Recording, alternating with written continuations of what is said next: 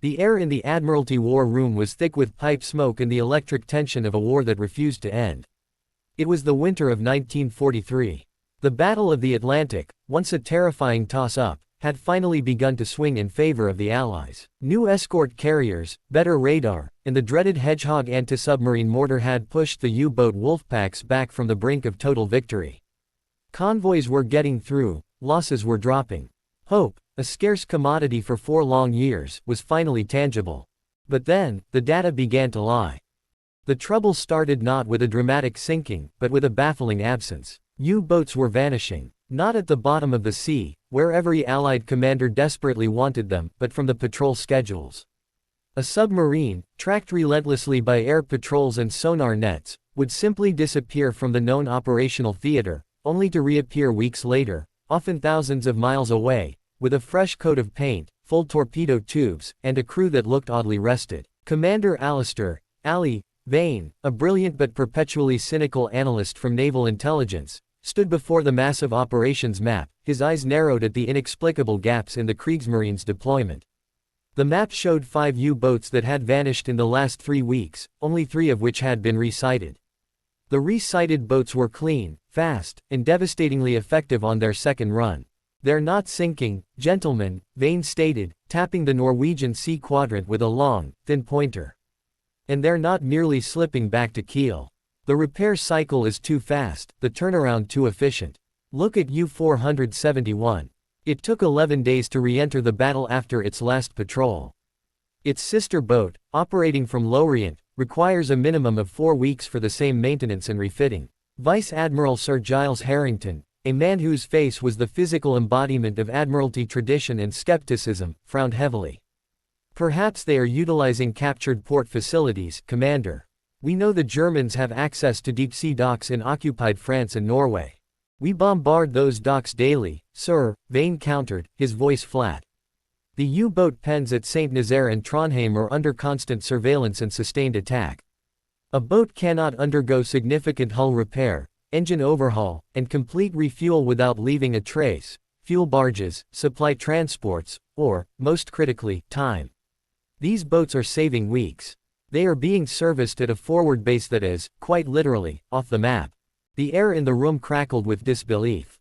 The idea of a major, hidden U-boat base, a submarine fortress capable of supporting entire wolfpacks, complete with repair facilities and massive stores, was an engineering feat that Allied intelligence deemed impossible to execute under wartime conditions. "Be reasonable, Vane," Sir Giles said, his tone turning dismissive. "To support 5 U-boats simultaneously requires hundreds of tons of fuel, torpedoes, fresh provisions, and a skilled repair crew. That is a massive industrial undertaking. Do you suggest Hitler has hollowed out a pyramid in the Sahara?" "I suggest he has utilized natural geology to his advantage, sir," Vane insisted, leaning into the map. "Look at the vanishing points. They all point to the remote, deepest fjords of northern Norway. It's the only place with deep water access for the submarines, extreme concealment in the rock faces, and a sufficient distance from our primary air patrol routes." Vane's theory was radical. The Kriegsmarine had constructed an invisible, fixed naval base, a deep-sea lair carved into the rock, masked by a massive reinforced concrete shell that mimicked the natural cliff face. A base that could not be found because it hid in plain sight, blending seamlessly with the treacherous, icy Norwegian coast. If such a base existed, it neutralized the Allies' control of the North Atlantic and could allow Germany to mass-produce U-boats in an untouchable sanctuary. The tide of the war could turn again. Vane was ordered to prove his impossible claim, or cease speaking of ghost bases. The order was less a command and more a polite dismissal. Vane knew the only proof that mattered was visual. The architect's shadow. Vane had one slim, unlikely lead.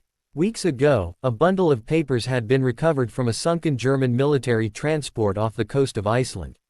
Most were administrative junk, but one small, water-damaged notebook belonged to Dr. Otto Brandt, a structural engineer with pre-war ties to the Nazi Party and an obsession with monolithic architecture. Brandt had vanished in 1941. Vane retrieved the fragile notebook from his secured safe. The pages contained not blueprints, but theoretical sketches and dense, elliptical German prose, Brandt's professional philosophy. The true defense is not armor, but the elimination of the target signature. If the harbor does not look like a harbor, it cannot be targeted. The north is a canvas of granite and ice. The fjord must become the ultimate bastion, utilizing the Earth's own armor. The challenge is not in the blasting, but in the camouflage of the concrete. It must be poured, stained, and structured to perfectly mimic the natural stratification and lichen patterns of the surrounding rock. It must appear as a continuation of the geology, not a disruption. Brandt's writing confirmed Vane's gut feeling: the base was an engineering masterpiece of concealment. It wasn't built on the coast, it was built as the coast. This explained the logistical nightmare. The base required not just steel and cement, but geological specificity, a ruthless understanding of the local environment. Vane's eyes tracked a specific, annotated sketch, a cross-section of a deep fjord, showing a massive, reinforced concrete dome built directly over a natural sea cave, the external facade mimicking the rock. The entrance wasn't visible from the air, it was designed to be opened only from under the water line or from a narrow, concealed channel, a feature only accessible to those who knew the exact, tricky current patterns of the fjord. This confirmed the unconventional scale needed to sustain a vanishing U-boat fleet. The cavity inside the mountain would provide a massive, climate-controlled space for dry docks, crew quarters, and torpedo storage, a self-contained city of steel and rock. Vane realized the name he had given the base in his notes, Viking's Vale, was tragically accurate. The enemy had pulled a sheet of ancient history and geology over their deadly operation. Vane spent the next 72 hours submerged in data, fueled by lukewarm tea and the conviction that the U-boats were leaving a trail. He mapped every successful U-boat return, every patrol route correction, and every suspicious refueling rendezvous reported by agents in occupied Europe. His work was no longer correlation, it was predictive geometry designed to pinpoint the impossible. His breakthrough came when he layered 3 distinct sets of data: fuel consumption and resupply schedules, calculating the operational radius of the Type IXC U-boats. The boats were re-entering the Atlantic with a fuel load and fresh provisions, suggesting a turnaround point thousands of miles closer to the North Atlantic battle zone than Kiel. The fuel expenditure was consistent with a short dash to a forward depot, not a sustained run back to Germany. Reported hull damage versus downtime. The sheer volume of reported hull damage that was suddenly not leading to long drydock times. A U-boat with moderate depth charge damage requires welding, realignment, and pressurization testing, a task impossible without a protected, dry environment. This necessitated a facility built into the bedrock itself, safe from any air attack, and capable of functioning at wartime capacity 24/7. Hydrographic and magnetic charts. This was the critical factor. Vane rejected all known Norwegian ports. He cross-referenced the necessary depth, at least 50 meters for safety and maneuverability, with areas of extreme, sheer-sided geological cover. He focused on areas rich in magnetite and other mineral deposits, which could naturally mask large underground steel structures. The convergence of these data points isolated a single, highly remote sector, a cluster of deep, narrow fjords north of the Arctic Circle, specifically around the Svartvan Fjord region. The region was perfect, uninhabited, extremely deep, and characterized by near-vertical, monolithic granite cliff faces, the exact geological profile Dr. Brandt had admired in his theoretical papers. The air anomaly and the pilot. Vane's data provided a location, but he still needed the physical proof demanded by Sir Giles.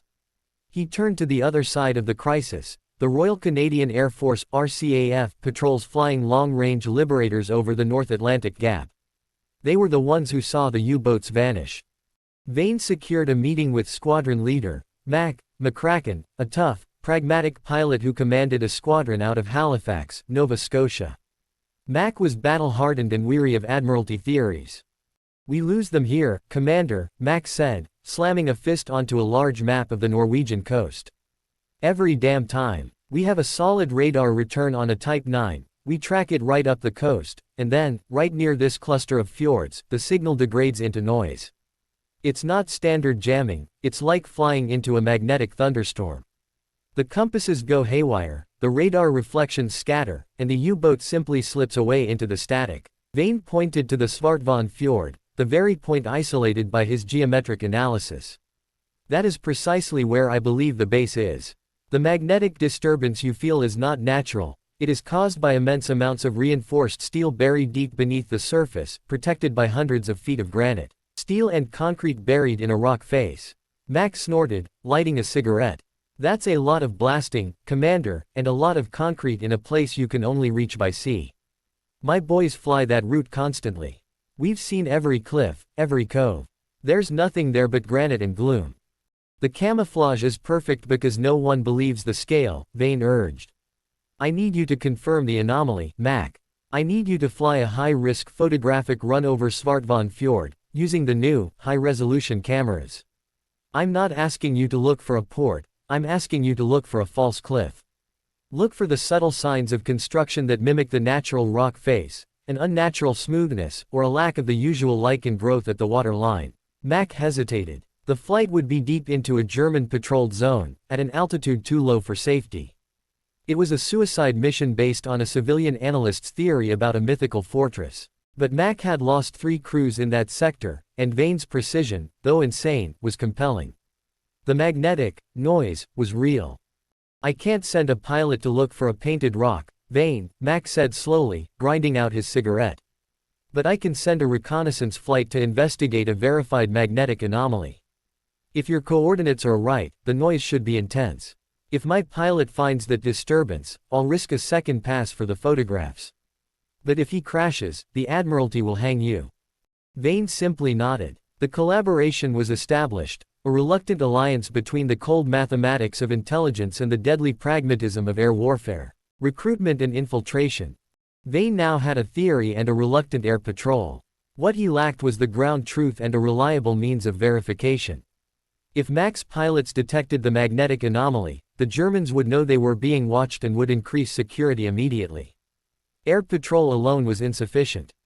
Vane turned back to the SOE and the only person with the local knowledge, the training, and the absolute motivation, Ing Halvorsen. He presented her with the composite data, Brandt's theoretical sketches overlaid onto Vane's hydrographic coordinates. Ing, seeing the specific location, Svartvan Fjord, and Vane's detailed geological understanding, finally shed her professional skepticism.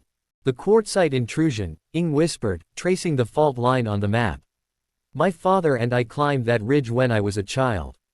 The mountain face is solid, but inside, there are massive basalt columns, naturally forming vast, stable caverns. If anyone could turn that mountain into a bunker, it would be a German with an unlimited supply of explosives. Vane met her eyes. We need physical proof, Ing.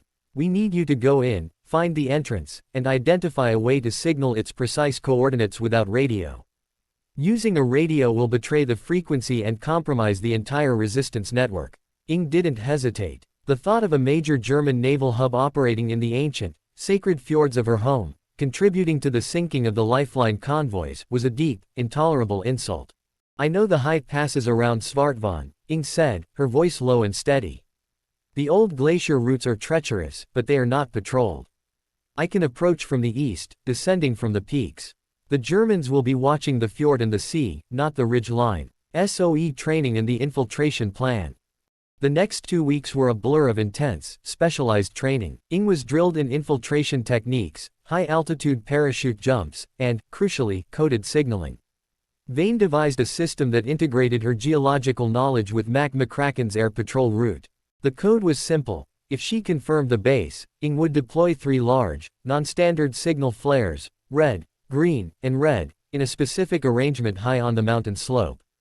The arrangement would correspond to the location of the concealed entrance, visible only from Mac's specific, high-resolution photographic altitude, and distinguishable from standard flares. Her insertion plan was almost suicidal.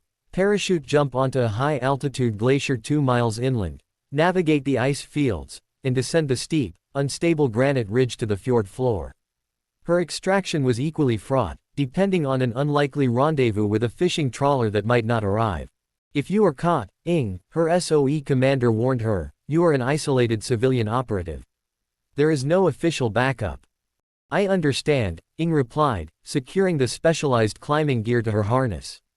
I will not be caught. I will find the Vale. Inside Viking's Vale, Kellner's watch.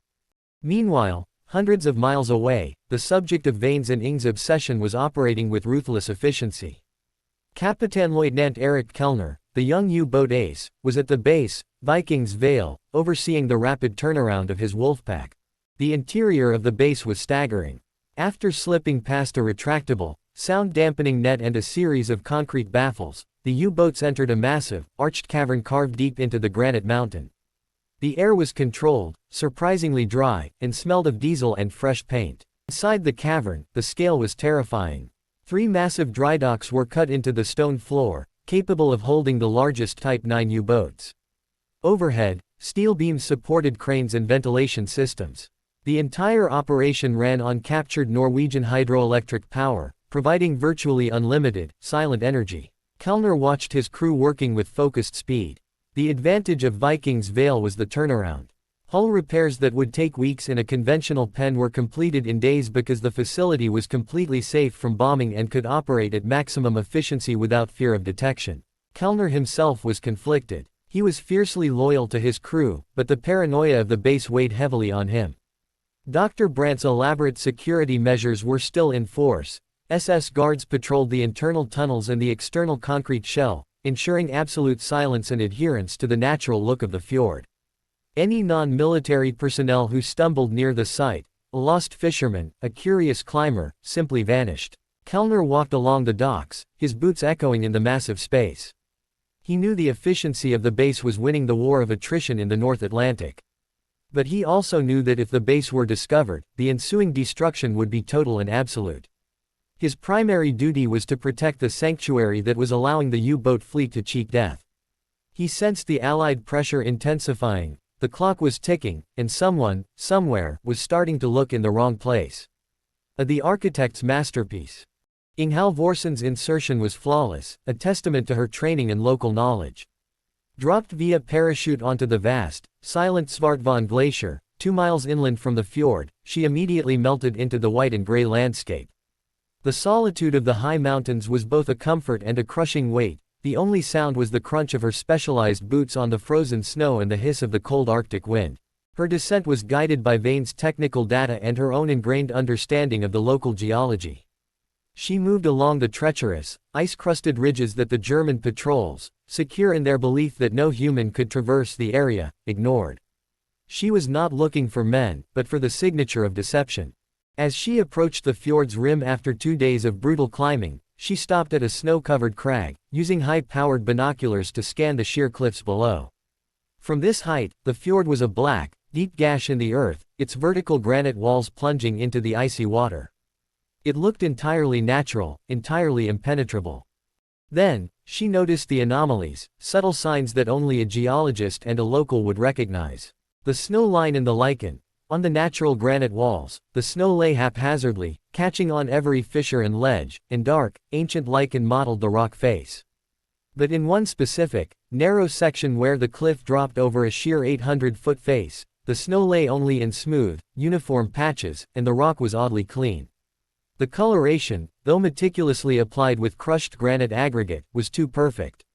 There were no generations of lichen growth, no chaotic natural variation. It was a giant, vertical patch of fresh paint on concrete. The drainage pattern. Below the suspect section, the natural granite showed complex, centuries-old drainage channels carved by melting snow and ice. The camouflage area, however, had unnaturally straight, dark streaks of water runoff. Brandt had accounted for camouflage, but he could not perfectly replicate the effect of millennia of erosion. The water running down the concrete was engineered, channeled to mimic a natural waterfall, but it was too tidy, too regimented. Ing felt a cold chill that had nothing to do with the temperature. Vane was right. Viking's Vale was not just a bunker, it was a fortress disguised as a cliff. The reveal, the false cliff. She spent the next few hours rappelling down the less patrolled side of the ridge, moving toward a low ventilation shaft Vane had theorized might exist to vent diesel fumes. She reached a narrow, snow-dusted shelf directly opposite the disguised section. Through her binoculars, the true scale of the base was devastatingly apparent. The entire length of the hidden dock, over 200 yards long, was masked by a colossal, reinforced false cliff face, painted and textured to blend with the natural rock. The entrance, built flush against the water line, was an ingenious structure of submerged concrete that sloped down into the depths, hidden by the fjord's naturally black water. The entrance itself was protected by 2 layers of concealment. A retractable, submersible steel net that visually broke the surface area and was difficult to detect by sonar. A concrete baffle system that minimized the acoustic signature of the U-boats entering and exiting the base. The operation below was frenetic and efficient. Ng watched, horrified, as a damaged Type 9 U-boat slipped beneath the waves and glided through the subtle entrance. Moments later, a repaired U-boat, its hull sleek and new, emerged silently and headed toward the North Atlantic. The base was a massive, industrialized wound in the heart of the mountain. Ng now had the confirmation. But transmitting this proof was the most dangerous part of the mission. She climbed to the highest, most exposed point of the opposing ridge, a knife edge of granite that offered an unobstructed view of both the fjord and the wide expanse of the sea. She used her specialized explosive charges to clear a large, flat area on the ridge top, carving out the exact pattern Mac was trained to recognize from the air, a large, geometric arrow pointing directly at the concealed entrance. She placed the 3 highly concentrated signal flares at the points of the arrow, weighted down with rock. Red at the tip, green in the middle, and a second red at the tail. The unique sequence was the key to Vane's authentication. The signal had to be deployed after Mac's expected photo run, as a final verification, and could not be deployed until she heard the sound of the Liberator overhead. Kellner's growing suspicion. Inside Viking's Vale, the atmosphere was shifting from routine efficiency to hypervigilance. Kapitänleutnant Erich Kellner, focused on protecting the sanctuary, was alerted to an anomaly by the SS security detail. An aerial photo run, Herr Kapitänleutnant, reported the SS officer, his voice tight. A Liberator flew the patrol route, but dipped too close to the magnetic disturbance area. It was a reconnaissance profile, not a bombing run. They're looking for us, but they don't know what they're looking for, Kellner deduced, studying the air patrol reports. The base holds. But increase the perimeter patrols on the fjord floor. The British are intelligent. If the air fails, they will send an observer. Kellner was a meticulous commander. He had toured the exterior patrols repeatedly, checking the camouflage himself. But now, he left the relative safety of the underground docks and took a patrol boat out onto the fjord. He had the boat circle the false cliff face. Everything looked normal, the ebb and flow of the tide, the shadows, the seamless concrete facade. Yet, a primal instinct born of years in the war zone warned him. He noticed the unusual pattern of a small cluster of gulls circling the high ridge line, a behavior inconsistent with the severe winds and lack of food. Gulls meant a disturbance, possibly a presence. Kellner pointed to the summit. Send a dedicated SS Alpine team to the eastern ridge. Do not use radios. Silent approach. Sweep the high peaks. Find the source of the disturbance. The net was closing around Ng. Her only escape route was the treacherous, ice-covered glacier, and the clock was ticking toward Mac's arrival window. Squadron leader, McCracken's Liberator Patrol, the Halifax 95, was flying its high-risk run at dawn. The bomber, stripped of most of its weaponry and loaded with specialized cameras, flew a low, tense profile over the North Sea, skirting the known German fighter routes. As they neared the Svartvan fjord, the predicted magnetic anomaly hit them with brutal force. Instruments are shot, Mac, yelled the navigator, wrestling with the compass. We're reading massive scatter. The compass is swinging 40 degrees. Hold course, Mac grunted, gripping the yoke. The Liberator bucked as they flew over the invisible, massive steel structure buried beneath the mountainside. The magnetic field created a massive radar hole, exactly as Vane had predicted. The ghost is real, lads. Vane was right. Mac dipped the plane low, entering the fjord against all tactical advice. The narrow granite walls felt like of ice. He flew a perfect, tense line, trusting his visual skill over his useless instruments. He began the photographic run, aiming the specialized cameras at the exact section of the cliff face Vane had identified as the probable camouflage. On the second pass, Mac's co-pilot gasped. Mac, look at the reflection. Just below the snow line, it's too smooth. It's like a freshly shaven face against a beard. Mac saw it, the subtle, undeniable difference in texture and coloration.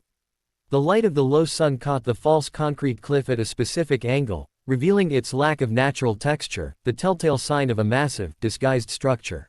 Mac snapped the photos and pulled the Liberator into a screaming, climbing turn out of the fjord, leaving the magnetic noise behind. Mission 1 was complete. They had the visual proof demanded by Sir Giles. Ng's gambit and escape. At the moment the Liberator's engines faded into the distance, Ng heard a far more immediate threat, the crunch of crampons on ice, coming from the North Ridge. The SS Alpine team was closing in. She had no time for subtlety. She ignited the 3 flares simultaneously, throwing them into the carefully carved arrow pattern on the granite shelf. The flares burst with brilliant, colored smoke, red, green, red, a beacon of defiance and intelligence aimed at Mac, who was now far away but might attempt a final, confirmatory pass. The SS team saw the smoke instantly. Their silent approach was shattered by furious shouts. Ing grabbed the specialized rope and began her desperate escape along the glacier route. She knew the mountain better than the SS, she knew the hidden crevasses and the unstable ice falls. She intentionally led the pursuit onto the most treacherous section of the ice field, praying her knowledge of the terrain would buy her the time Mac needed to see the signal. Mac, now safely out of the fjord, received an urgent, coded message from the escort fighter cover. Magnetic disturbance reported a brief, non-standard visual signal in target area. Ignoring protocol, Mac swung the Liberator back for a final, high-altitude pass. He aimed his binoculars at the ridge Vane had predicted. There, against the vast gray of the mountain, was the unmistakable, deliberate pattern of the 3 flares, the red-green-red arrow pointing directly down to the disguised cliff. Confirmation was absolute. Mac snapped a final photo of the signal and the base below, then turned his aircraft east toward Britain, the most critical intelligence of the Atlantic War secured in his camera bay. The race to London. Mac's high-resolution photographs, showing the perfect camouflage and Ing's signal arrow, reached London 12 hours later.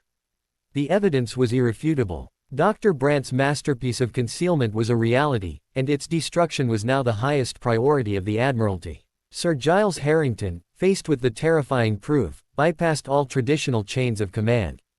The base's destruction was authorized under the code name Operation Hammerfall. The attack force, a specialized naval strike group, including 3 destroyers and 2 escort carriers, was diverted from the Mediterranean to the North Atlantic. Vane, now at the center of the command structure, reviewed Brandt's journal one last time. He knew the concrete facade was strong, but the internal geology was the true weakness. He identified a critical, hidden limestone fault line running through the granite dome, a structural vulnerability that Brandt had used for drainage, but which, if bombed correctly, could cause a catastrophic, self-inflicted collapse. Vane sent the coordinates of this geological fault line to the RAF with one instruction: hit the rock, not the concrete. The mountain must fall on itself. The final confrontation was set. The Allied response, Operation Hammerfall, Svartvan Fjord with the coordinated fury of a professional execution. Naval Command utilized the intelligence from Vane's data and Ing's flare signal to time the assault precisely, catching the German defenses flat-footed. The assault was designed as a triple threat: surface distraction, submarine infiltration, and aerial annihilation. The surface trap, 3 Allied destroyers, HMS Grizzly, HMCS Saskatoon, and a Polish destroyer in exile, ORP Piorin, spearheaded the surface attack. Their primary mission was not destruction, but distraction. They steamed straight into the fjord mouth, drawing all of Kapitanleutnant Kellner's immediate surface patrols and anti-aircraft fire towards their exposed positions. The noise and fury were immense, masking the approach of the true weapon. Kellner, already in a state of high alarm, scrambled his outer defenses. He ordered 2 armed trawlers and a battery of shore-based flak guns to engage the destroyers. He could not, however, mobilize his U-boats immediately. The rapid turnaround procedure at Viking's Vale was designed for stealthy departure, not sudden combat. The U-boats were either in the sealed drydocks or just beginning their quiet descent sequence, unable to fire torpedoes while submerged in the fjord's tight confines. Ing's desperate flight. While the battle raged on the water, Ing Halvorsen was engaged in her own frantic race for survival. Leading the SS Alpine team onto the treacherous, unstable ice of the upper glacier, she triggered the natural defense of the mountain itself. She threw a small pack of plastic explosive charges onto a known, stressed serac, a tower of glacial ice. The resulting shockwave caused a controlled, local ice fall. The roar was deafening, burying the leading elements of the SS patrol in snow and disorienting the rest. This bought Ing the precious minutes she needed to reach the extraction point, a small, hidden cove where a Norwegian resistance fishing trawler, the Freya, was waiting. She plunged into the frigid Arctic water, swimming the final few yards toward freedom as the deafening rumble of the approaching bombers shook the fjord. The first wave, cracking the shell, the RAF Liberators, flying high above the surface battle, arrived right on schedule. They were not carrying conventional explosive charges. Instead, the first wave targeted the most heavily armored part of the base, the colossal false cliff face. Dropping their payloads from extreme altitude, they unleashed the devastating Tallboy deep-penetrating bombs. The Tallboys, designed to pierce thick concrete and armor plating, struck the disguised facade. The sound was not a simple explosion, but a geological roar, a structural scream as the concrete shell, which Dr. Brandt had labored to make seamless, fractured under the immense force. Massive fissures spider-webbed across the disguised cliff, chunks of faux granite falling into the water. The disguise was stripped away. Viking's Vale was revealed as a raw, ugly structure of gray, cracked concrete. Kellner watched the destruction of his sanctuary from his periscope inside the half-submerged U-976. Panic was setting in among his crew. The base was exposed, but the true danger had not yet begun. He knew the British would not waste Tallboys merely to smash a facade. Vane's precise coordinates, derived from Brandt's own theoretical notes, guided the final, fatal attack. Vane had argued that the base's structural integrity relied on the surrounding granite being intact. Brandt had used a hidden limestone fault line running perpendicular to the fjord for drainage. This fault was the key to the mountain's ruin. The second wave, the killing blow, the second wave of liberators descended. Guided by Vane's precise instructions, coordinates based on a geological weakness, not a visual target, they dropped their Tallboys not onto the visible concrete, but onto the granite mountain ridge directly above the base's main dome. The bombs found their mark. The effect was immediate and catastrophic. The concentrated force of the deep-penetrating explosives struck the limestone fault line. The granite, already stressed by millennia of glacial pressure and months of German tunneling, could not withstand the directed shockwave. The mountain did not explode, it imploded. With a sound described by the remaining destroyers as the folding of the earth, the granite dome above Viking's Vale suffered a catastrophic structural failure. The massive, naturally occurring cavern that housed the dry docks, the crew quarters, and the immense stockpile of torpedoes and fuel collapsed inward. Hundreds of thousands of tons of rock and ice poured down, crushing the reinforced concrete shell and sealing the fjord mouth with a deluge of debris. Kellner's U-boat, caught in the chaos, was rocked by a final, massive underwater pressure wave.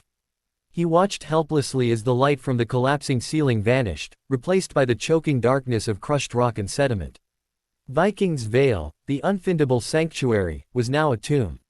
The Battle of the Atlantic had been won in a single, surgical act of intellectual brilliance, guided by the data of an analyst, the local knowledge of a geologist, and the raw power of the RAF. The destruction of Viking's Vale was the single largest intelligence-led naval victory of the war. Its impact was immediate and irreversible. The U-boat fleet, deprived of its forward sanctuary, was forced back to Germany. Their operational radius shrank, their patrol times lengthened, and the convoy losses dropped to their lowest point since the war began. Commander Alistair Vane was instantly promoted and lauded as a hero. His cynical, data-driven conviction had bypassed the bureaucratic skepticism of the Admiralty and the traditional thinking of the military establishment. He proved that in the War of Shadows, the most powerful weapon was not steel, but unconventional analysis. Vane, however, remained profoundly uncomfortable with the adulation. Standing on the deck of a newly arrived carrier, he looked at the maps, the numbers, and the reports of the base's total destruction. He understood the cost in German lives, the hundreds of men trapped within the mountain's collapse. He carried the burden of the intellectual certainty that led to such absolute destruction. It wasn't luck, Sir Giles, Vane told the Vice Admiral, who now treated him with wary deference. It was logic. We simply followed the money and the materials. The enemy was defeated by the scale of their ambition and their failure to account for geology. The survivors. Ing Halvorsen emerged from the chaos a celebrated resistance figure. She returned to Britain, completed her SOE service, and was honored by the King of Norway. She never spoke of the base itself, only of the mountains and the glaciers. She returned to geology, dedicating her life to preserving the natural beauty of the fjords, haunted by the thought that a beautiful natural structure had been twisted into an instrument of death.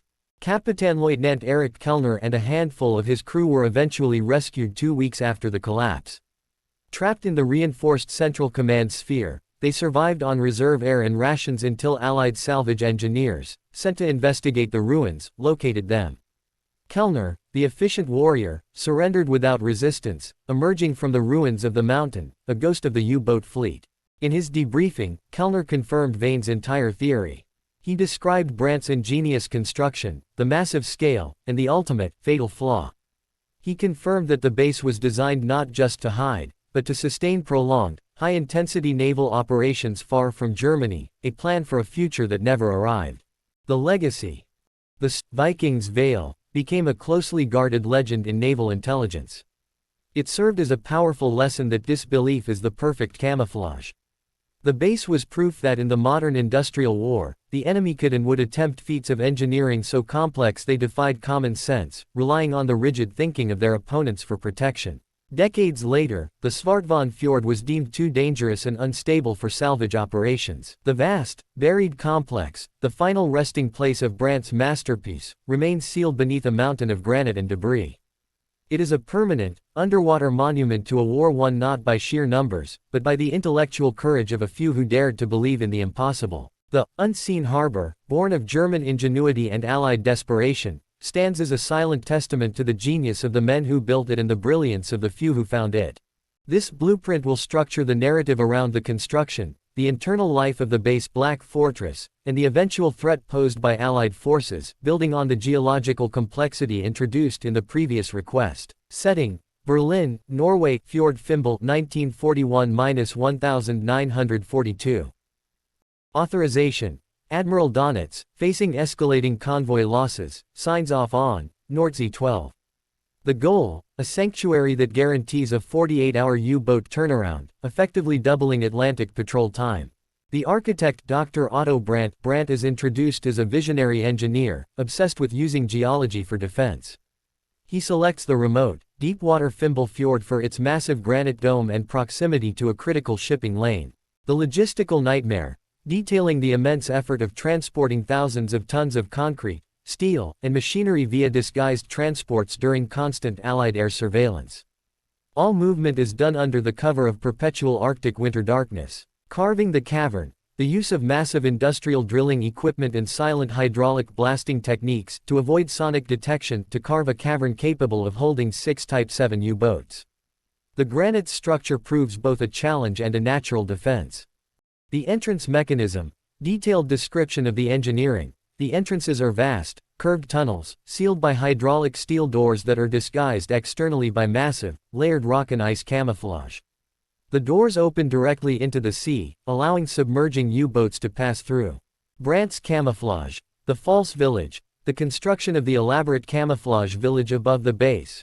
Fiskebyen, complete with painted shacks, fishing nets, laundry lines, and scripted radio chatter managed by a small team of German radio operators disguised as Norwegian fishermen to fool Allied reconnaissance flights. 3. Life in the Black Fortress. Target: 4,000 words. Internal society. The Black Fortress is a world unto itself.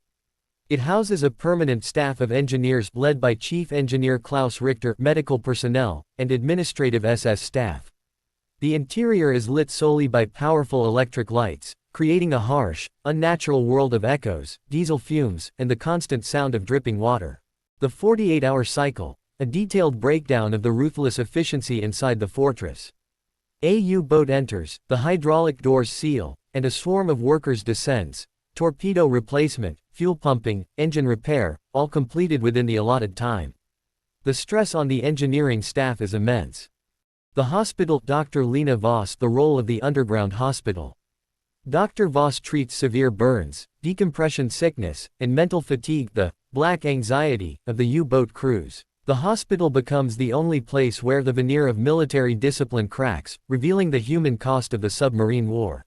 The captain's rest. Eric Kellner, Kapitan from the previous story, uses the base. For him, the Black Fortress is a necessary evil, a place of rest and repair, but also a cage of rock and secrecy, where the pressure never truly lifts. Ing's contact, Ing Halvorsen, still in Norway as a resistance operative, begins to notice strange activities related to Fimbul Fjord.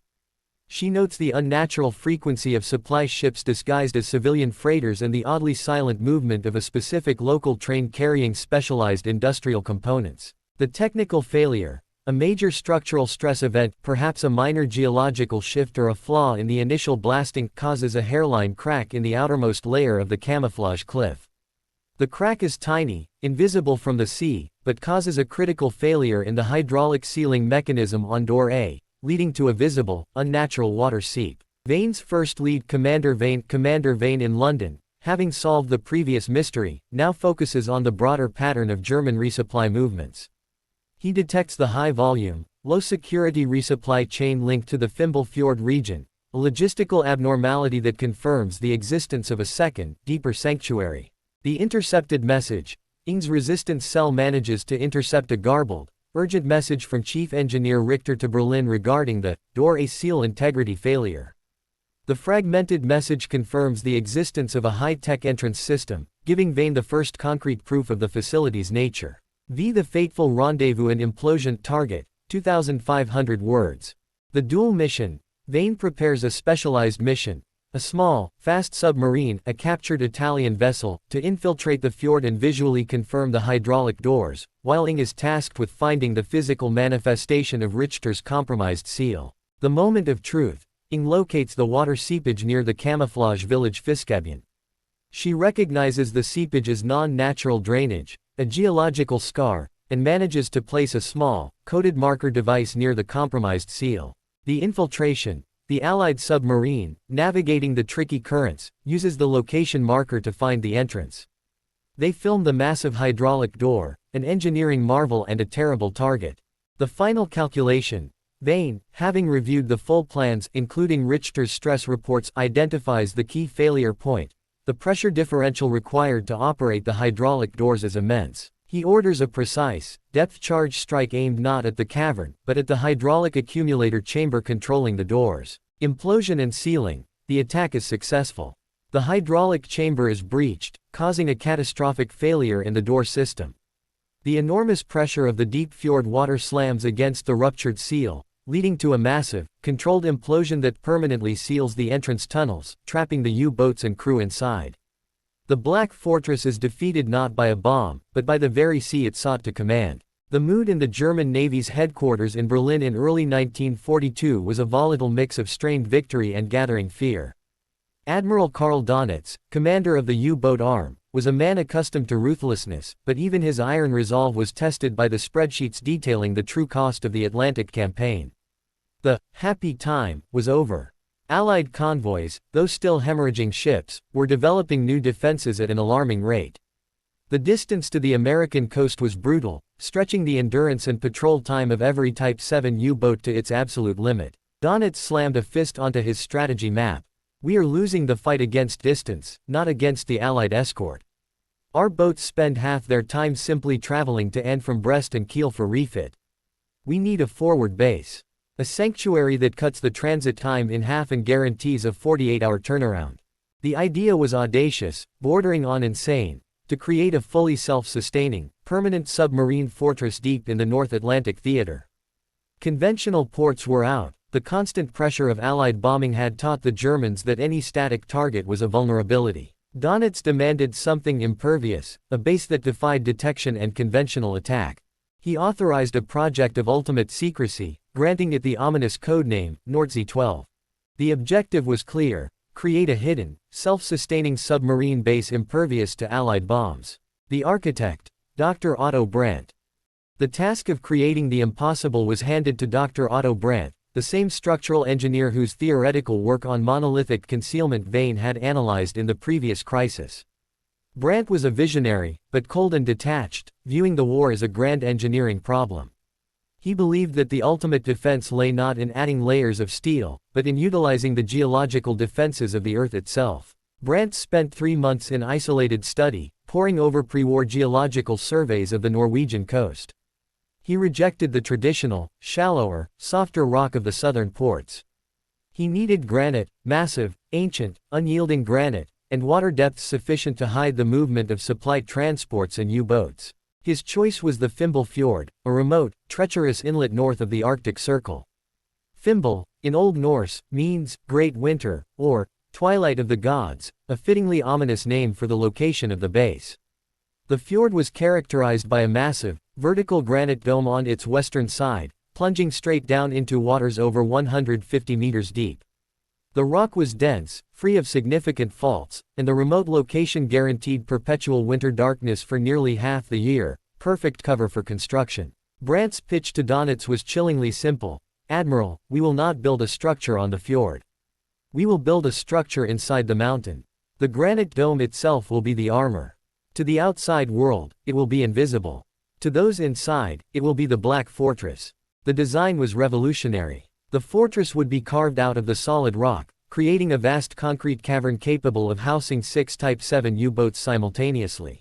Imperviousness. The fortress would have over 100 meters of solid granite armor overhead, rendering all Allied conventional bombing runs useless. Self-sustaining. It included workshops, crew quarters, massive fuel depots, torpedo magazines, a diesel power plant, and even an underground hospital, all sealed inside.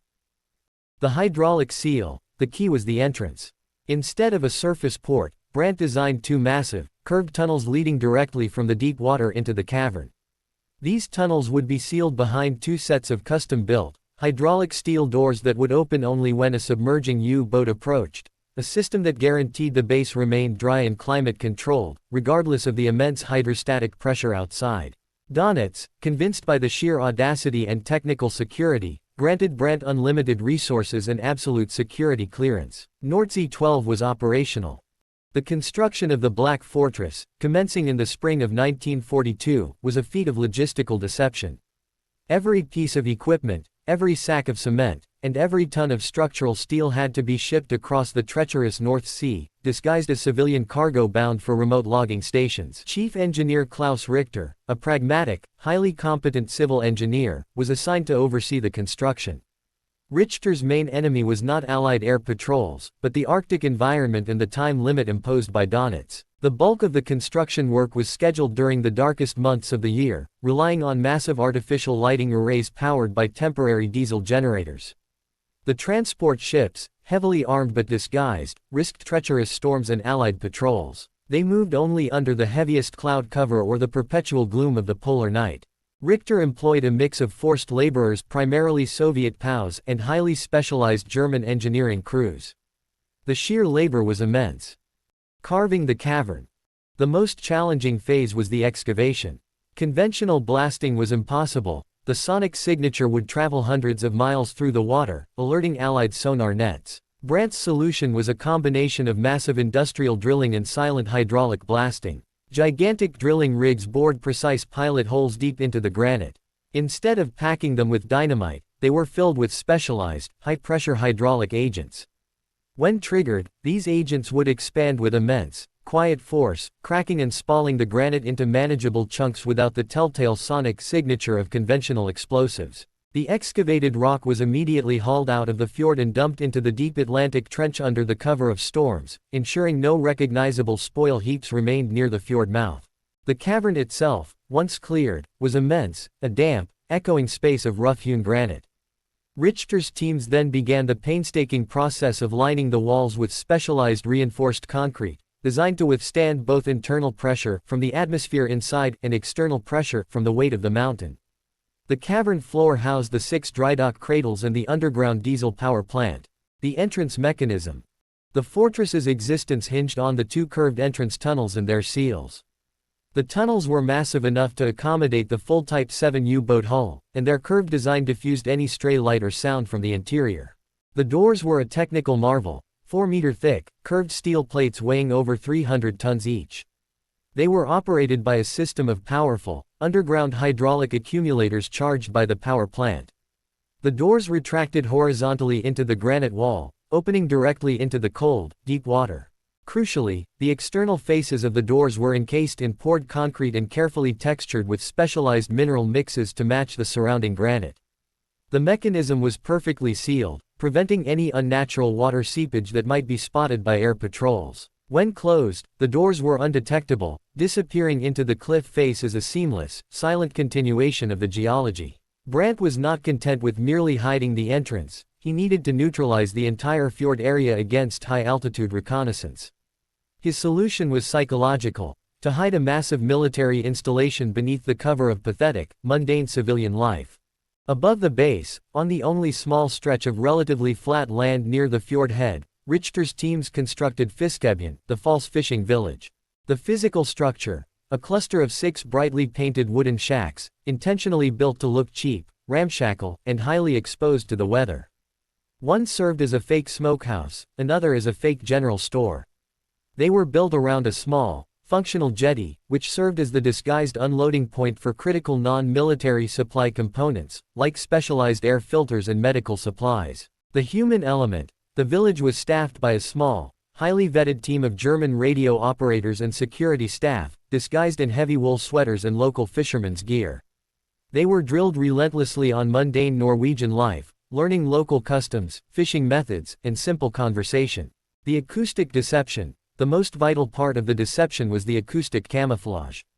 The staff maintained continuous, scripted radio chatter in dialect, discussing weather, fish catches, and family matters, all designed to be intercepted and catalogued by Allied listening stations as harmless, low-value civilian traffic.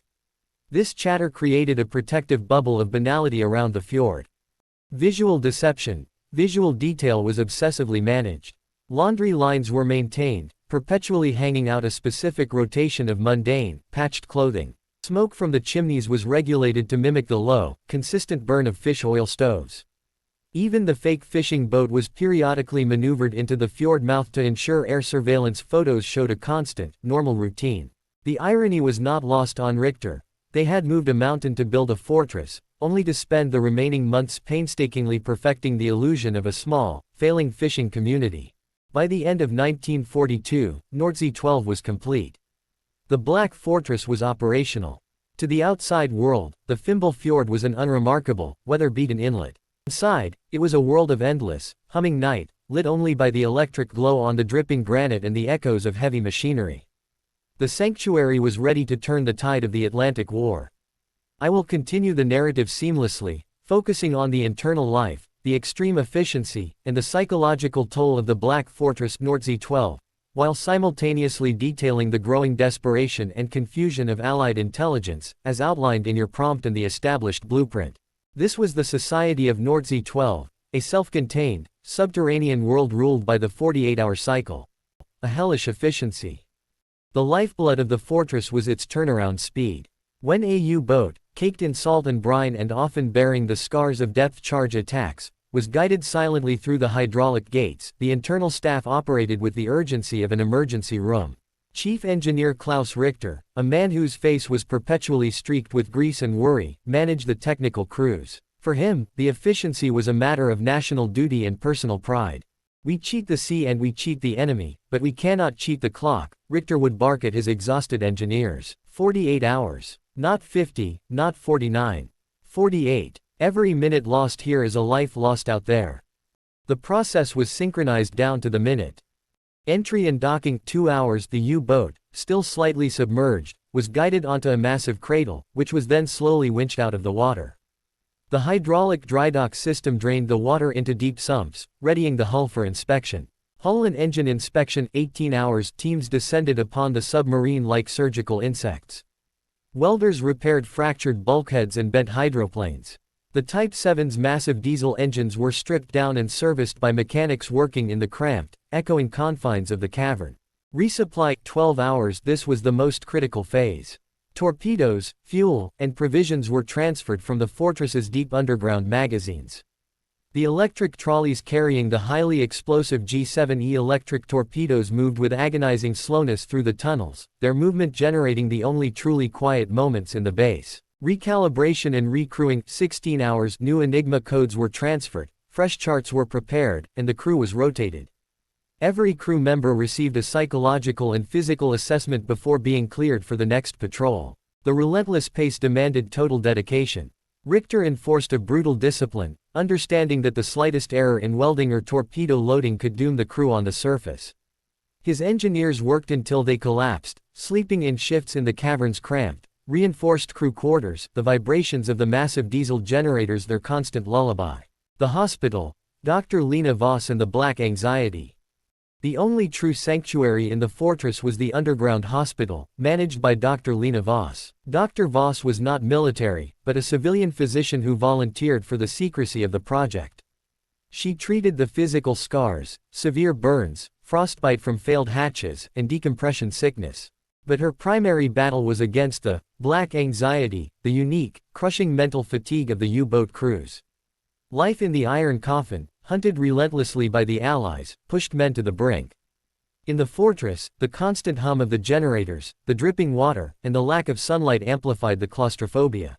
They trade the vast, crushing pressure of the deep ocean for the vast, crushing pressure of the granite, Dr. Voss confided in her journal. I give them vitamins for the light, morphine for the pain, and conversation for the silence. They rest, but their souls never do. They are ships that cannot anchor, perpetually adrift in the knowledge that they are surrounded by rock and sea, and their only way out is a door operated by a machine. She fought Richter constantly over the schedule, arguing for longer rest periods. Richter would only point to the large, hand-painted sign in his office, 48 hours. The Atlantic waits for no man. Dr. Voss knew she was fighting an unwinnable battle against the dictates of war and the very architecture of the Black Fortress. Kellner's internal conflict.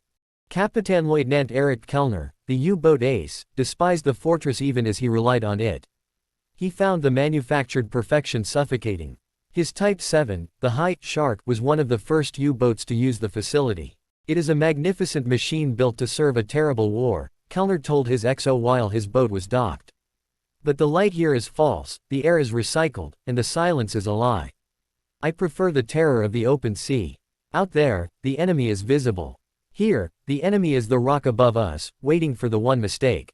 He was especially distrustful of the SS security detail, which maintained a rigid, almost paranoid control over the internal access tunnels and the radio room. The fortress was designed for total radio silence, no signals sent, no transmissions received. This imposed isolation cut off the crews from news and reality, intensifying the sense that they were fighting a private war in a world that no longer existed. The constant echo of water dripping somewhere deep within the granite tunnels became the base's unofficial heartbeat, a cold, steady reminder of the crushing pressure of the sea and the mountain that held them captive. In London, the frustration in naval intelligence was reaching a breaking point. Commander Alistair Vane, though celebrated for solving the Viking's Vale crisis, which was never confirmed publicly but remained a dark secret within the Admiralty, now faced a new, more confounding problem. The data suggested a second sanctuary. Allied intelligence, now calling the phenomena the Phantom Dock, officially maintained it was a myth. But the evidence grew. A growing number of attacks were originating from U-boats that should have been sunk in the previous month. Vessels refueled far north of any known port. Vane scoured the records of the Viking's Vale investigation. He realized his previous focus on geological anomalies was correct, but incomplete. The Nordsee 12 project was clearly running a massive, protected operation elsewhere. The logistical anomaly. Vane's team focused on the German supply chain, specifically looking for high-volume transports disguised as civilian freighters carrying non-military industrial components, the materials needed for construction and maintenance, not just resupply. He found it in the rail traffic data. An oddly silent, highly secured rail line in occupied Norway, one leading nowhere near known ports, showed consistent, heavy traffic of cement, specialized sealing compounds, and electrical conduit. They are not sending torpedoes by rail, Vane explained to his team, tracing the line to the coast near the Fimble Fjord. They are sending the infrastructure to support a massive, permanent base. This is Nordsee 12, and it's a construction project, not a harbor. It's too big to be a temporary base. Ing's contact, the scent of secrecy. In Norway, Ing Halvorsen, now an established leader in a northern resistance cell, became Vane's lifeline. She was tasked with investigating the remote rail terminal and the surrounding coast. Ing utilized her local network, focusing on the people who worked the periphery, the lumberjacks, the isolated farmers. She learned of the new fishing village at Fimble Fjord, Fiskebyen. The locals found the village deeply unsettling. The smell is wrong, reported an old fisherman to Ing's contact. They use fishing gear, but their boats never smell of fish. They smell of new diesel and thick paint. And the radio chatter is always the same. It is a play, not a life. Ing's team infiltrated the area around Fiskebyen at night. They saw the absurd theatricality of the camouflage, the laundry lines perpetually filled, the smoke from the chimneys meticulously maintained. They confirmed the base was a decoy. Ing used her geological knowledge to approach the fjord from the forested hinterland, avoiding the shore patrols. She found the subtle, unnatural wear of heavy machinery tracks beneath the forest floor, tracks that led directly to the thimble head and abruptly stopped near the fake village. The base was not in the fjord, it was beneath the fjord. The crack in the concrete. Ing spent days observing the area, looking for the base's exhaust ports or air intakes. The sheer perfection of the camouflage was maddening. Her break came from a flaw in the very engineering Brandt had prized. The extreme pressure differential between the atmosphere inside the dry cavern and the sea outside required perfect sealing. Ing noticed a small, steady trickle of water near the base of the cliff, right next to the concealed area of the entrance. It was a seepage that was unnaturally clean and unnaturally warm compared to the icy ambient water that had been cycled through the base's heating and filtration system. Using a small hammer and chisel, Ing worked cautiously at the base of the cliff. She found what Vane had feared, a hairline crack in the outer concrete shell, sealed internally but seeping at the surface. It was a structural scar from the immense hydrostatic pressure on the hydraulic door system, evidence of the door seal integrity failure that was taxing Chief Engineer Richter inside. This tiny, invisible wound on the massive fortress was the physical proof Vane needed. It confirmed the existence of a high-pressure, controlled environment inside the rock, and critically, it pinpointed the location of the hydraulic door mechanism. At the same time Ing discovered the physical seepage, Vane's signals intelligence team finally broke through the banality of the Fiskebbian radio chatter. They intercepted a heavily encrypted burst transmission sent from the base's disguised radio shack, a rare, urgent message that bypassed the standard civilian frequency and went directly to Berlin. The fragmented transmission was frantic, garbled, and highly technical. Richter. Door seal integrity failure. Accumulator chamber stress levels. Request replacement hydraulic plates. Vane slapped the desk. Richter. The chief engineer. The base is not a myth, it's a pressurized vault. And the flaw is the entrance seal. They are fighting the ocean to keep it closed. The fragmented message provided Vane with 3 crucial pieces of intelligence. The target's nature. It was confirmed as a high-tech facility with massive hydraulic systems. The vulnerability. The failure was localized to the door seal and the associated hydraulic accumulator chamber. The engineering strategy. The base was fighting hydrostatic pressure with hydraulics, meaning the accumulator chamber was likely its single most vulnerable point, a small, central machine that powered the entire seal. Vane realized that bombing the granite dome would be futile. The weakness was not the armor, but the pressure system designed to protect the entrance. The dual mission and the Black Arrow. Vane immediately formulated his plan, which was as unorthodox as the base itself. They would not attempt a conventional air attack. They would use a silent, maritime scalpel. The weapon, the only vessel capable of navigating the deep, treacherous currents of Thimble Fjord with the stealth required, was a captured Italian midget submarine, modified for cold water operation and crewed by an elite Royal Navy team. Its mission, infiltration and confirmation. The signal, Ing, still near the base, was tasked with the final, most dangerous part, attaching a homing beacon near the physical seepage crack. This beacon, disguised as a small piece of barnacle-covered rock, would be the silent, localized guide for the midget submarine. Under the perpetual, oppressive twilight of the Arctic sky, Ing executed her mission. Evading the patrols from Fiskebbian by moving only during the windiest hours, she reached the base of the false cliff. Her hands, numb with cold, worked the specialized bonding paste into the crack, securing the small, highly localized homing beacon. The physical scar of the base now carried a silent arrow pointing directly to its heart. The infiltration and visual proof. Hours later, the small Allied submarine, the Vigilant, slipped beneath the waves of Thimble Fjord. Following the faint, localized pinging of Ing's beacon, the crew navigated the treacherous, narrow channel towards the colossal cliff. The visual confirmation was terrifying. The Vigilant's captain, viewing the target through the periscope's low-light lens, saw the massive granite cliff face suddenly become smooth, dark, and utterly man-made. The beacon led them directly to the juncture of the natural rock and the false concrete facade. Then, they saw the door. Illuminated by their running lights, the seamless line of the hydraulic steel door, a colossal curve of metal and concrete, came into view, perfectly sealed, pressing against the immense weight of the ocean. It was an engineering wonder, a testament to the dedication of Brandt and Richter. The Vigilant used its camera system to film the door and the precise location of the compromised door seal, the ultimate, irrefutable visual evidence. The film was transferred to a long-range communication buoy and sent speeding back toward the Allied fleet, detailing the target and its single point of failure. The final calculation. Vane received the intelligence and the confirmation. He disregarded all suggestions for mass bombing. He ordered a specialized, deep-sea attack. The weapon, a single Allied destroyer, armed with advanced depth-charge throwers, would enter the fjord. The target, the vessel would aim its depth charges not at the outer door, but at the specific, confirmed coordinates of the hydraulic accumulator chamber, a secondary, smaller chamber housed deep in the granite adjacent to the main entrance. Vane knew the base's life depended on maintaining the immense pressure needed to hold the hydraulic doors shut. By rupturing the accumulator chamber, they would not merely damage the door, they would trigger a catastrophic hydraulic failure where the force of the deep sea, the very element the base sought to control, would be turned against the structure itself. The base would implode. The destroyer, HMS Fury, steamed toward Fimble Fjord, carrying the final, precise weapon in the hunt for the Black Fortress. This request significantly shifts the narrative by introducing a massive Allied counterattack that fails due to the base's superior decoy system, reinforcing the challenge for Commander Vane and Inghalvorsen. It sets up the final, successful operation as a true, high-stakes espionage and technical mission, not just a brute force attack. As before, I will structure this final section of the novel to continue the high detail, extensive narrative, ensuring the total combined text remains well over the 15,000-word target.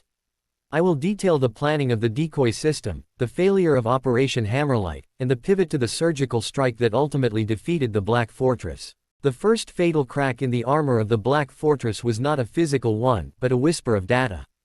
In late 1944, Allied cryptographers, laboring relentlessly over the increasingly complex German naval codes, intercepted a faint, urgent burst transmission. It wasn't the main Enigma traffic, but a specialized, low-power maintenance report intended for a secondary engineering depot in Hamburg. The message was garbled, but contained two critical, unmissable elements: the code, Nordsee 12, and a mention of accumulators and thermal regulation.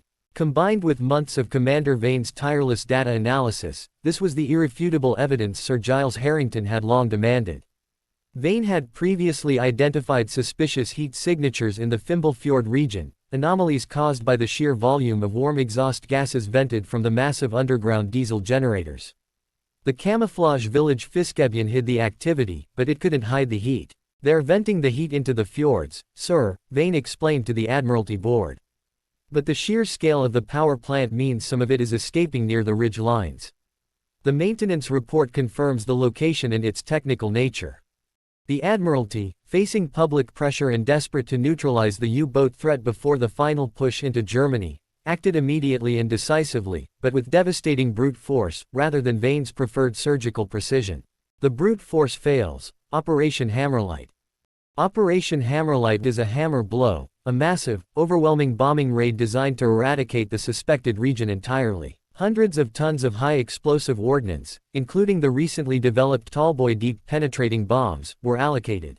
The raid was executed by a coalition of RAF and RCAF heavy bombers. The skies over Fimble Fjord filled with the roar of engines, and for 24 hours, the Norwegian cliffs were subjected to a continuous, unimaginable bombardment. The earth shook. The surface of the sea boiled with the force of near misses. Inside the Black Fortress, the men inside experienced the raid as a terrifying geological event. The granite dome, over 100 meters thick, absorbed the shock. Lights flickered, dust rained down from stress fractures in the concrete lining, and the immense structure groaned, but it held. Dr. Lena Voss treated cases of severe shell shock in the underground hospital, while Chief Engineer Richter monitored the stress gauges, confirming that the main cavern remained intact. Brandt's final triumph, the decoy entrances.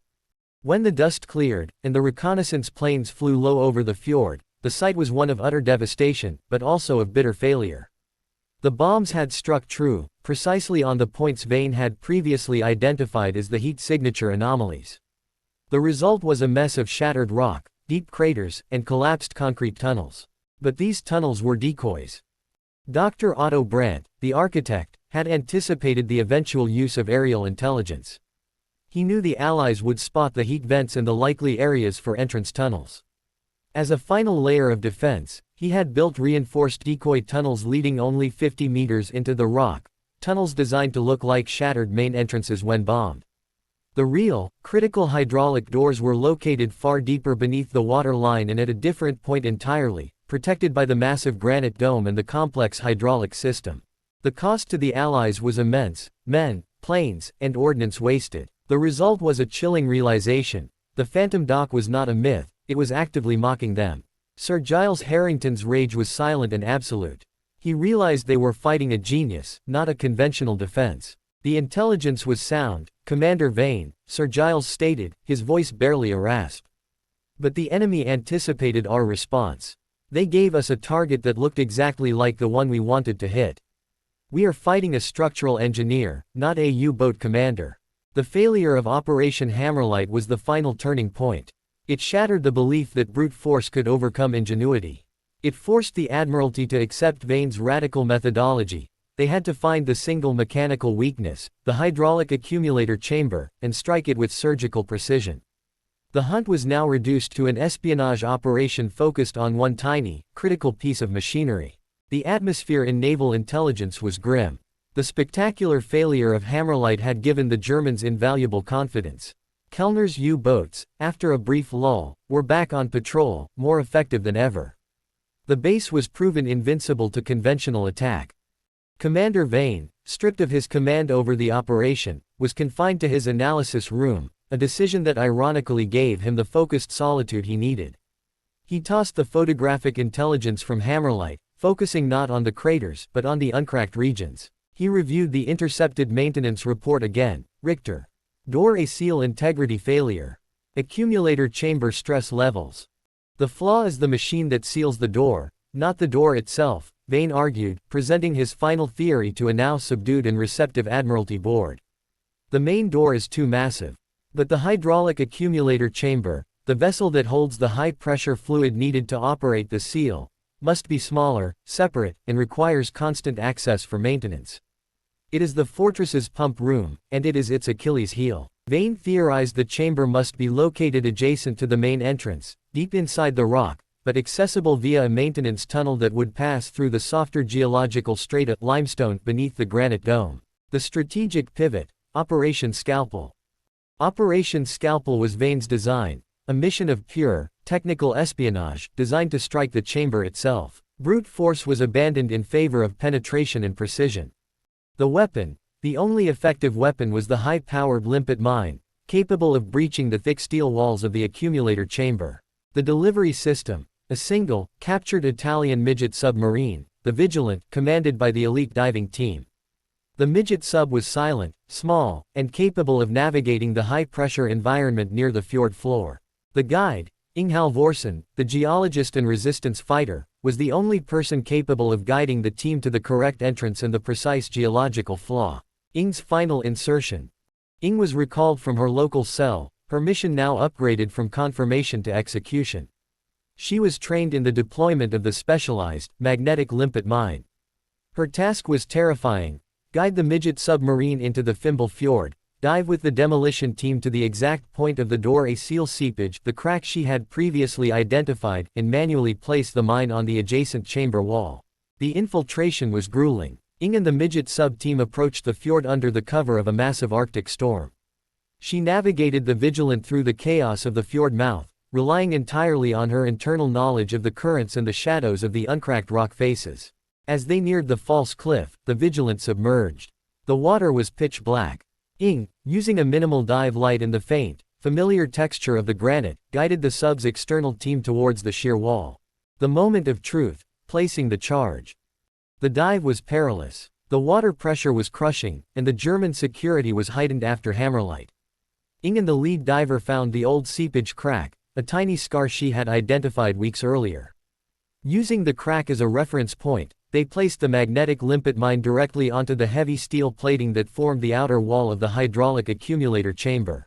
The charge was set to detonate on a timer, just enough time for the Vigilant to escape the fjord and for the high-pressure sea to do its inevitable, catastrophic work. Inge gave the final signal to the midget submarine, her mission complete. She had delivered the single, tiny seed of destruction that would defeat the colossal fortress. Kapitänleutnant Erich Kellner was inside the Black Fortress when the mine detonated. His U-boat, the High, was in the final stages of its 48-hour turnaround, ready to depart. The explosion was minimal, a small, sharp thud that barely registered on the cavern's stress monitors. But the effect was instantaneous and absolute. The limpet mine had successfully breached the outer hull of the hydraulic accumulator chamber.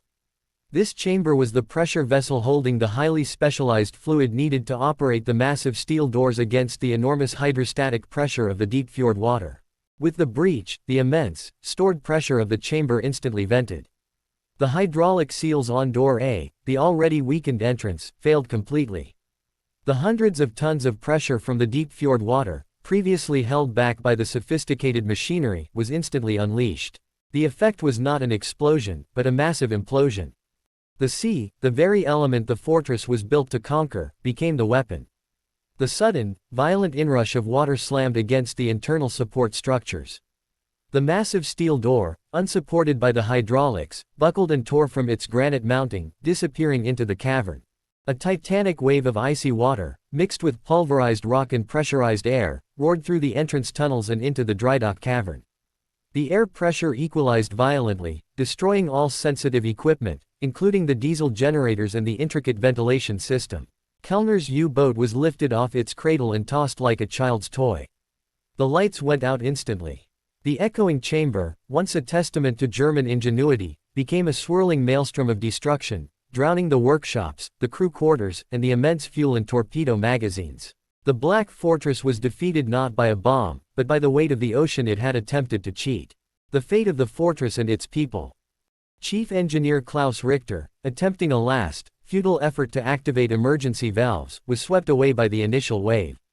His dedication to engineering had created an unbeatable fortress, but his failure to account for its single, tiny flaw sealed his fate. Dr. Lena Voss and her staff managed to save some personnel by sealing themselves in the deepest, most stable hospital wing, relying on reserve oxygen tanks. They were trapped, but alive, prisoners of the collapsed rock and the rising, icy water. Kapitänleutnant Kellner and his crew, trapped inside the crushed hull of the High, experienced the final terror. The fortress had become their coffin, sealed by the very granite that was meant to be their shield. The destruction of Nordsee 12 was total. The fortress was sealed by the implosion and the subsequent geological instability, its massive steel doors mangled beyond repair. The Phantom Dock was permanently erased from the operational map, its loss crippling the U-boat fleet in the crucial final phase of the Battle of the Atlantic. The legacy of Ing and Vane. Ing Halvorsen survived, extracted by the Vigilant, her hands permanently scarred by the freezing water and the demanding work. She became a symbol of Norwegian resistance and a hero of the SOE, her geological knowledge proving more powerful than tons of explosive. Commander Alistair Vane was finally vindicated. His victory was not military, it was intellectual, a triumph of cold, relentless logic over the hubris of the German engineering machine. He proved that no structure, no matter how massive, is truly invulnerable if its supporting systems are exposed. He continued his work, shifting his focus to the new realm of electronic warfare, forever carrying the knowledge that he had found and destroyed two of the war's greatest secrets. The Black Fortress, Nordsee 12, remains deep beneath the Fimbul Fjord, a flooded monument to the immense effort required to hide a world at war, a silent reminder that the sea is an enemy no engineered structure can ultimately conquer. This request introduces the powerful epilogue to the entire saga, detailing the post-war discovery of the Black Fortress and its chilling, lasting legacy. Since the narrative arc about the destruction of the fortress by Commander Vane and Ing Halvorsen in the previous sections was successful, totaling over 15,000 words, this final prompt allows us to pivot the narrative's conclusion. We must reconcile the destruction, implosion of the hydraulic seal which sealed the base with the discovery, the base survived the war and was entered by commandos. I will now write a final, comprehensive chapter that reinterprets the events. The destruction was not a physical collapse of the entire cavern, but a sealing that ended its operational life. The fortress survived the war as a hidden ruin, leading to its post-war discovery and chilling legacy. The implosion attack executed during Operation Scalpel did not utterly destroy the Black Fortress, it surgically ended its operational life. The depth charges aimed at the hydraulic accumulator chamber succeeded in rupturing the vital seals on door A, allowing a colossal water to flood the drydocks and the main cavern. The resulting pressure shock and electrical failure instantly killed the power plant and drowned the workshops, effectively sealing the fate of the U-boat fleet and its crews inside. However, the fortress's structural integrity, the hundreds of meters of solid granite armor, remained absolute. The water that rushed in did not collapse the dome, it merely filled the empty volume. The sealed hospital wing, where Dr. Lena Voss and a handful of staff and wounded crew had barricaded themselves, became a temporary, pressurized island in the flooded underworld. For months after the attack, German High Command continued to list the Nordsee 12 region as inoperable, but never confirmed its destruction, maintaining the lie that the base remained invisible. The silence was perfect. No signals were sent out. No U-boats ever re-emerged from the Fimbul Fjord. The camouflage village, Fiskebyen, continued its grim charade, its smoke rising and its radio murmuring scripted banalities, maintained by a skeleton SS crew who themselves were trapped in a state of isolated paranoia. In London, Commander Alistair Vane was ordered to categorize the base as neutralized. He knew the base was structurally sound but functionally dead, a massive, drowned tomb beneath the granite. The only true casualty was the illusion of the Phantom Dock's operational capability. The end of silence, May 1945. Only after Germany's surrender in May 1945 did the truth, shrouded in 3 years of absolute secrecy, finally begin to emerge. The breakthrough came not from Allied intelligence, but from the desperate need for survival.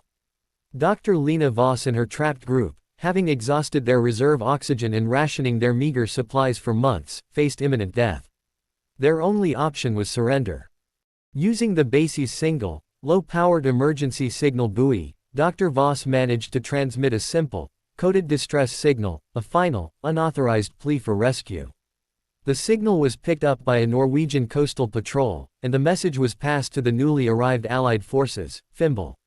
Voss. Trapped. Water level stable. Help. British commandos, guided by Vane's precise and previously classified geological reports, entered the Fimbul Fjord.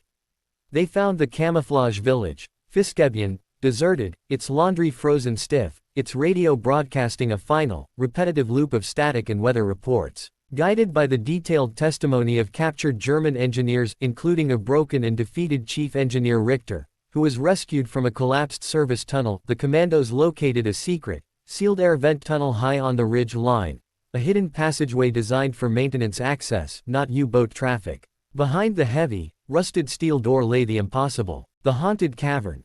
The commandos and engineers, including a visibly shaken Alistair Vane who insisted on accompanying the survey team, entered the vast underworld of the Black Fortress. It was a world frozen in the moment of disaster. The immense main cavern was flooded to the ceiling of the dry docks, the water level stabilized by the very depth of the fjord. Above the water line, under the glare of portable lights, lay the eerie remnants of a self-contained industrial society. Vast hangars of concrete, their upper reaches scarred by the stress of the implosion, but structurally intact. The rusting, water-logged hulks of 6 abandoned U-boats, including Kapitanleutnant Kellner's High, their conning towers visible just above the water line, trapped forever in the metal cradles of the flooded dry docks. The underground hospital was located and its survivors, including Dr. Voss, were evacuated, physical ghosts emerging from the bowels of the earth. The base had survived the war not as a sanctuary, but as an intact, hidden ruin. Its massive, specialized generators, untouched by the flood, still hissed and hummed, a low, electric drone powered by reserve diesel, a final, chilling testament to the scale of the commitment.